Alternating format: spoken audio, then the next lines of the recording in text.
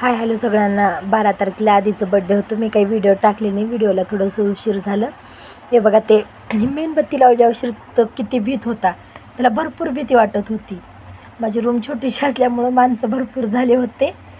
माझं ना थोडंसं गळा खराब आहे, सर्दी झाली आहे. त्याच्यामुळं थोडीशी सर्दी झाली की झालं, माझा गळाच लवकर खराब होते. माहिती नाही काय झालं.